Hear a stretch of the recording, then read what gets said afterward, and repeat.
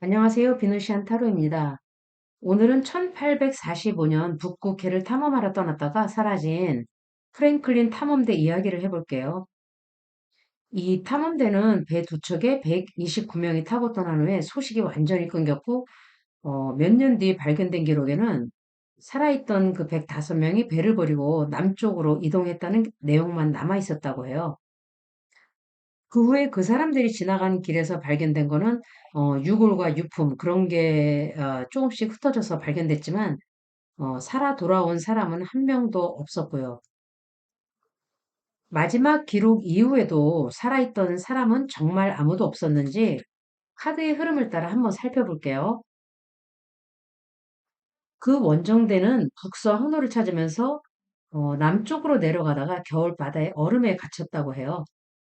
아마 처음에는 여름이 오면 얼음이 녹아서 다시 출발할 수 있다고 생각을 했다가 여름이 왔는데도 얼음은 풀리지 않았고 결국 두 번째 겨울까지 거의 1년 7개월 동안 꼼짝하지 못했다고 기록에 남아 있어요. 1년 7개월이라고 하면 정말 정말 긴 시간인데 요즘같이 시설이 잘 되어 있는 그 크루즈 여행 그런 배를 타고도 그렇게 긴 시간 동안 배 타고 있으라고 하면 아이고 못할 것 같아요. 그죠? 하여간 그 사이 프랭클린 선장을 포함해서 24명이 죽었고 또 남은 사람들도 병들고 지쳐 갔다고 하고 그렇다고 배를 떠나는 것도 쉬운 결정은 아니었을 거예요. 그 배 안에는 그나마 잠잘 수도 있고 또 식량도 있고 그 밖에는 정말 끝도 보이지 않는 빙판뿐이었을 테니까 그 어느 쪽이 살 길인지 아무도 알 수 없죠.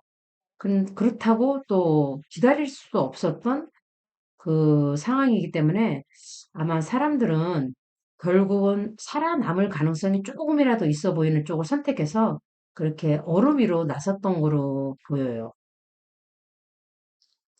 근데 여기를 보면 배 밖으로 나온 뒤에는 오히려 그 배 안에서 죽는 편이 더 나았겠다는 생각이 들 만큼 더 처참한 상황이었던 것 같아요.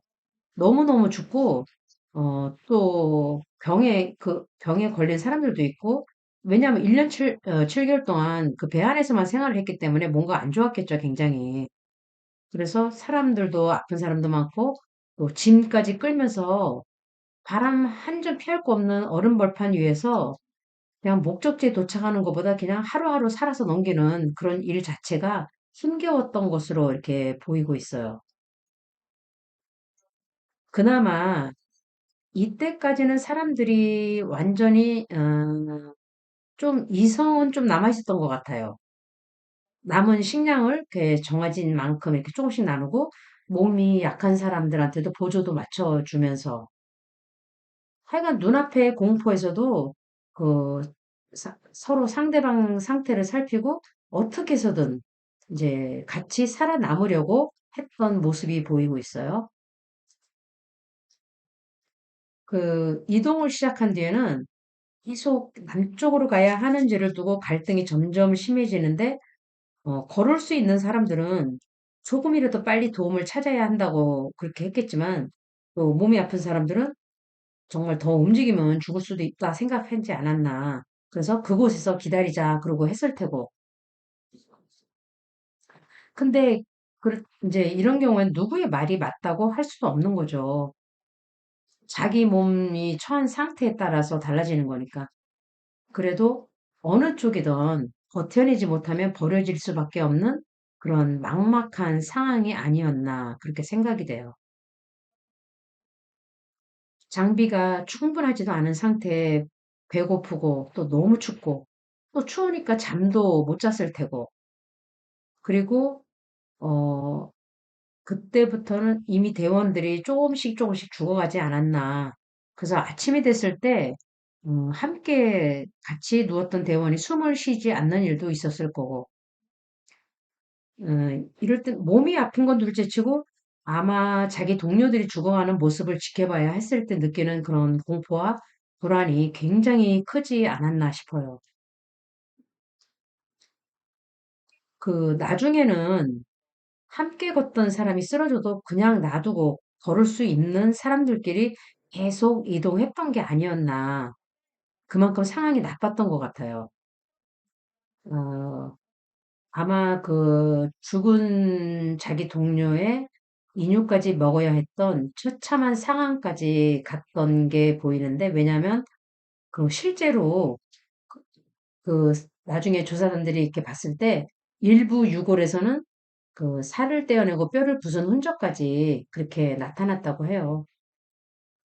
우리가 이렇게 영화, 실화 다룬 영화, 안데스 산맥 비행기 사고, 그, 얼라이브인가? 그 영화에서도 생존자들이 살아남기 위해서 그 죽은 사람들의 몸을 먹으면서 그 생존했다고 얘기했었잖아요. 그렇게 이 원정대에도 평소에는 상상조차 할 수 없는 그런 어쩔 수 없는 선택을 한 사람들이 있었던 거로 이렇게 나타나요. 이거는 이제 그만큼 인간이 견딜 수 있는 한계를 넘어선 상황에 놓여 있었다는 그런 뜻이겠죠.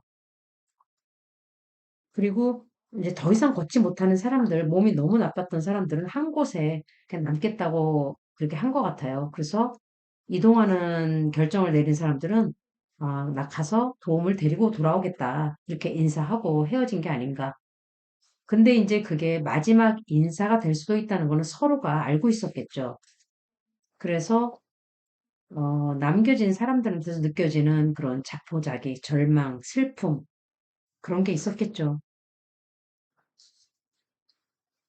그러다 이제 뭐 조금 날씨가 풀렸는지, 그렇게 날씨가 조금 날씨가 좀 풀리면서, 끝없이 그 얼음하고 눈만 보던 사람들한테 그냥 햇빛 하나만으로도 좀 우리 아직 살아날 수 있겠나 하는 그런 희망을 가졌었던 것 같은데, 그래서 마지막 힘을 내서 길을 떠나기로 또 한 것으로 보이고 있어요. 그리고 이 사람들은 칼, 아니면 또 작은 도구, 그런 걸로 뭐라도 잡아보려고 어떻게 해서든지 그렇게 생존에 필요한 방법을 다 연구하고 쥐어 짜냈던 것 같아요. 그러면서, 어, 자연에서 그 얼음 깨고 뭐 이렇게 해가 조금이라도 먹을 게 있으면 그런 걸 구하려고 굉장히 많이 이렇게 노력을 했던 것 같은데, 뭐 그렇다고 풍족하게 회복한 모습이 아니라 자연 속에서 어느 아주 작은 거 하나 그런 걸 이용하면서 두골고비를 넘긴 소수의 그런 모습, 그런 게 더 가까이 보여요. 그리고 이 정도 상황이면 뭐 이성이고 뭐고 정신줄 놓지 않으면 다행이죠.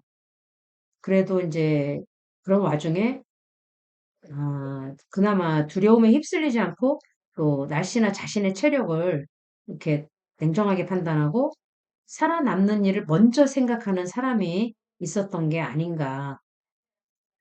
그래서 그런 사람들은 손에 맞는 물건 생존에 맞게 바꿔가지고 사냥 도구도 만들고 천이나 밧줄도 몸을 보호하는 데 이용하면서 그 구조를 기다리게만 한 것이 아니라 아무것도 없는 북극에서 직접 그 하루를 더 살아낼 방법을 만들어 간 것으로 그렇게 보이고 있어요.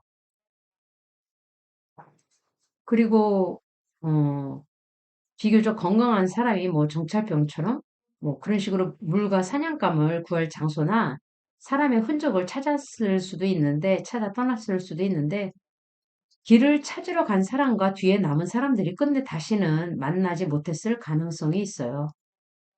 그래서 여기서는 새로운 곳에 정착했다기보다 살기를 찾기 위해 먼저 떠난 소수의 모습이 이렇게 떠오르고 있고, 음, 그리고 마지막에는 그 소수의 사람, 어쩌면 단 한 사람만 남았던 게 아닌가.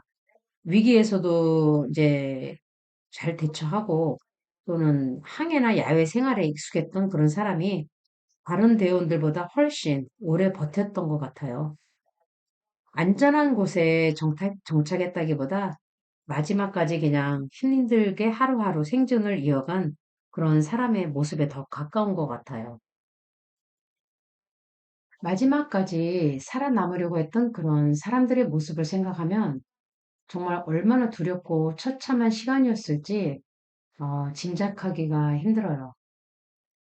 요즘처럼 더운 날에는 가끔 북극에 가서 살면 시원하고 좋겠다. 그런 생각도 했었는데, 그런데 이런 이야기를 듣고 나면 아무리 더워도 차라리 여름이 겨울보다 낫지 않나 싶어요.